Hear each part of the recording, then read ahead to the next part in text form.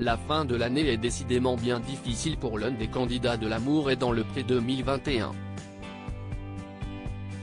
Le 24 décembre 2022, le jeune homme en question a révélé qu'il était de nouveau célibataire.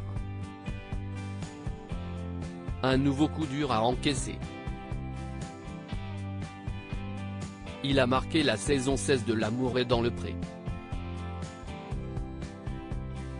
Son physique de viking et son côté timide ont vite fait réagir les fans de l'émission présentée par Karine Le Marchand.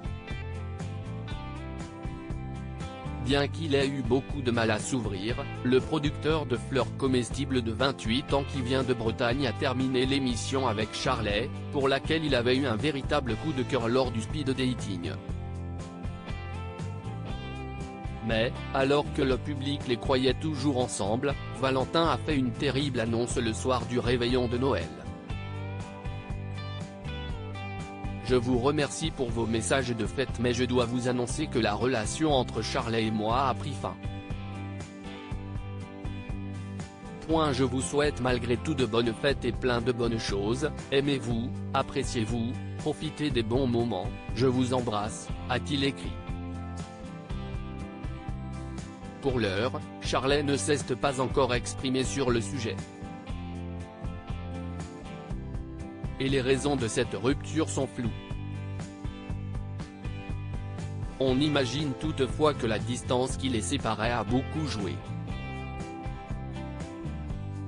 En effet, l'agriculteur ne pouvait pas déménager dans la région de Sabel à cause de son travail. Et la prétendante, qui est entrepreneuse, ne se voyait pas emménager chez son, désormais, ex immédiatement, car elle avait récemment lancé son cabinet de dentiste.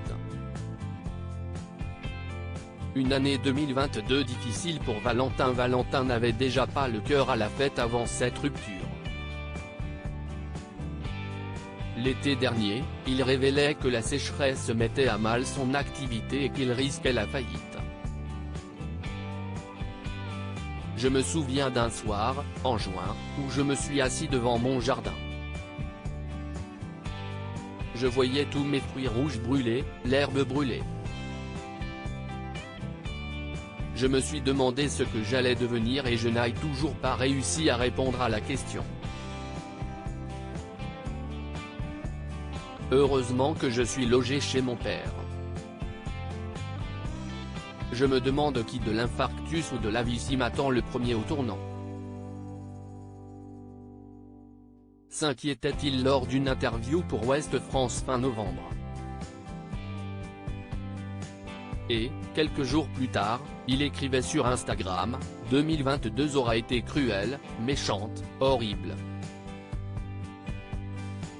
Les insomnies vont avoir raison de ma santé mentale. Mais j'espère que 2023 me sourira.